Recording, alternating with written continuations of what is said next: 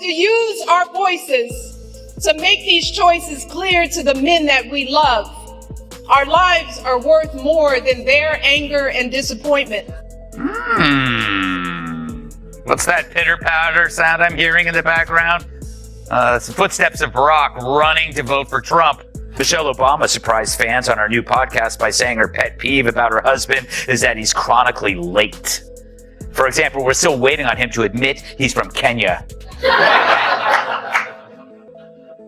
And as for Barack's pet peeve about Michelle, he's mad that she keeps leaving the toilet seat up. When she cleans it. Michelle Obama was once the first lady. Now, she's the first influencer equipped with glam squads, ghostwriters, and a PR machine so polished it could double as a mirror. She stepped into the cultural spotlight like it was her personal runway, carefully curated and camera-ready. But then Greg Gutfeld came in like a wrecking ball with a PhD in sarcasm. He didn't just poke holes in her brand, he dismantled it, piece by piece.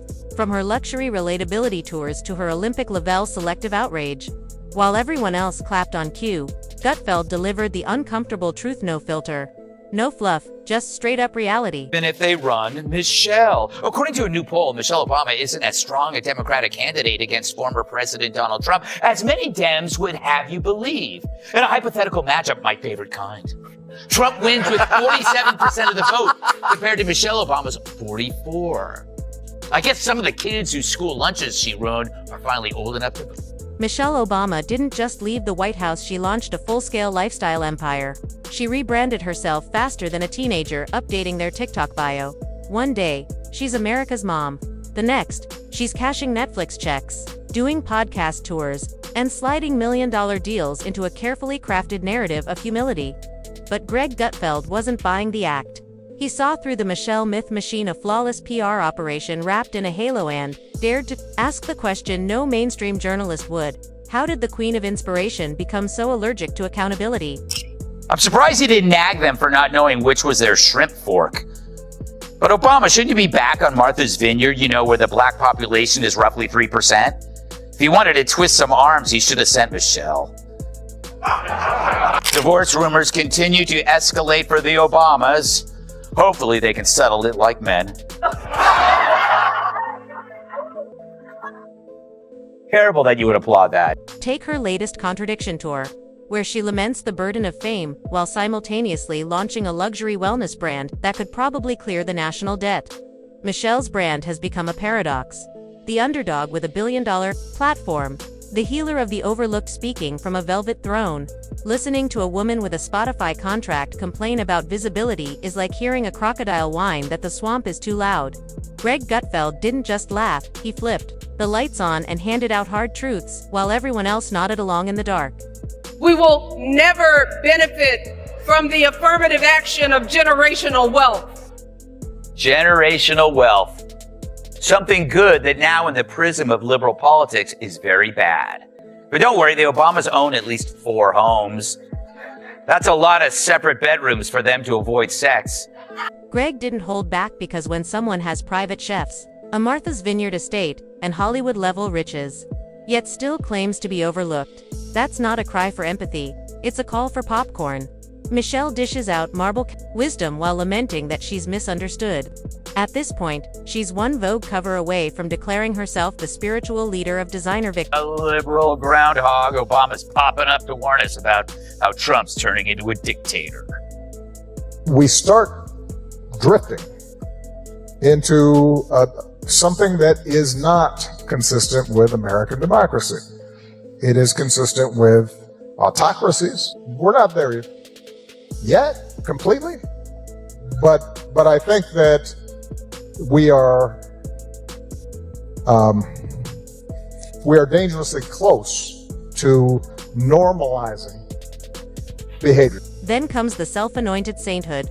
Michelle carries herself like she holds the patent on humility and the trademark on grace.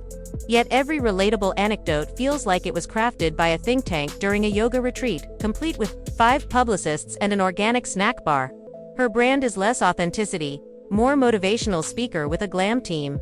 But on her book tour, Greg didn't need a teleprompter to cut through the theatrics, just a mic, a camera, and zero tolerance. for elite nonsense. Michelle thinks American men suck. Let me warn you, your rage does not exist in a vacuum. If we don't get this election right, your wife, your daughter, your mother, we as women will become collateral damage to your rage. To the women listening, we have every right to demand that the men in our lives. Remember Michelle's war on junk food? She went after French fries like she was leading a holy crusade for broccoli. Greg Gutfeld revisited that school lunch debacle, like a food critic at a crime scene, highlighting how kids were forced to choke down flavorless kale, while Michelle sipped designer smoothies on Instagram. Her health campaign was never really about the kids, it was about optics. And now, she's back, selling gym selfies and turning lunges into brand strategy. Empowerment has become just another marketing buzzword. Greg called it exactly what it was: performance virtue, wrapped in spandex. Meanwhile, here's former First Lady Michelle Obama last night. Kamala has shown her allegiance to this nation, not by spewing anger and bitterness, but by living a life of service and always pushing the doors of opportunity open to others. She understands that most of us will never be afforded the grace. Every time Michelle speaks, it's like a TED Talk crashed into a therapy circle, vague emotions wrapped in poetic fog, packaged and sold like gospel. Greg Gutfeld had a field day with it, because selling $40 books while preaching humility is like charging for hugs at a toll booth. Her memoirs aren't personal confessionals, they're brand manifestos. She delivers basic life advice as if it were sacred prophecy. If metaphors were money, Michelle Obama would be the Federal Reserve. To her old employer. Tim Walz went on a bird hunt this weekend, although he had a little trouble loading his shotgun. He defended himself, saying it's different than the one he used when he shot bin Laden.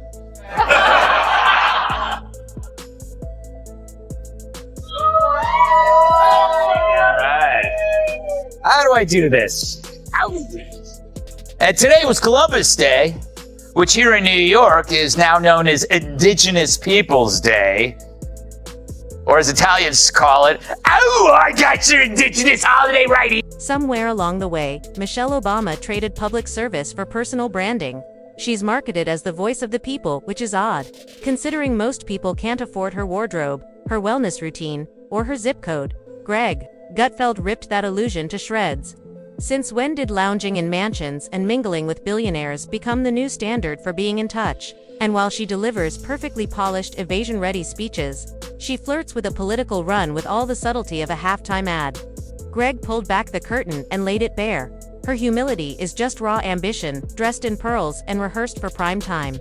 Doesn't seem like this is the right strategy. No. She basically says that they're hurting women by voting for Trump. But I think they don't understand that where it comes from in the first place is that people are sick of being told how bad they are and talked down to, and you know, the condescension doesn't work. None of what they're doing really works. I mean, the Walz AOC live stream of them playing Madden together was supposed to be to get like dudes who like football on their side, and they did it. Michelle's feminism is curated power empowerment with a PR team. She tells women they can do anything, right up until they criticize her. Then it's dismissed as hate, jealousy, or a failure to recognize her brilliance. Greg Gutfeld tore right through that shield. Real empowerment doesn't demand applause at every step, it doesn't need a spotlight to matter. But Michelle's version lights the path only as long as the path leads directly to her. Even her sneakers make more headlines than actual policy. And when footwear gets more airtime than Senate bills, it's clear. The wardrobe is the message. So, Congresswoman, according to a new study by a think tank, young men struggle to name any masculine Democrat leaders besides Barack Obama, saying it's the Republican Party that best represent men's interests. Are you surprised by this? Where did the Dems go wrong? I'm not surprised by this at all. And when I think about it, I think, Fetterman probably comes the closest to this, is the most masculine, but the today's Democrat Party, they have completely... When Michelle tackles real issues, it's like watching someone tiptoe through landmines with a full team of brand consultants whispering in her ear. She speaks in curated metaphors and polished parables, wrapped in enough soft-focus optimism to power a 3-day self-help convention. Greg Gutfeld ripped off the mask. Her activism doesn't feel lived, it feels scheduled, like a content calendar on autopilot, filled with slogans timed for engagement and filtered for maximum likes. She sells inspiration while expertly dodging reality. And the media.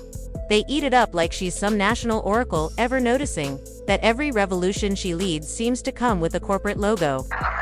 Fact. Obama's now a Republican. Everyone knows that getting rid of the deficit will require some tough decisions. And that includes cutting back on billions of dollars in programs that a lot of people care about.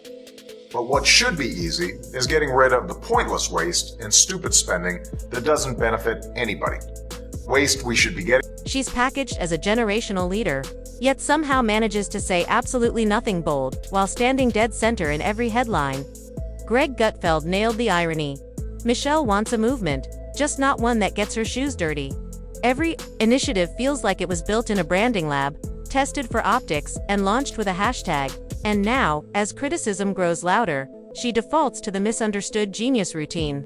But she's not asking for respect, she's angling for worship. And Greg asked the question no one in the press will touch. When someone's image is this perfectly crafted, what exactly are they trying to sell? Michelle reportedly gets $750,000 for a 1-hour speech. It's actually $50,000 for the speech and $700,000 to watch her rip a phone book in half.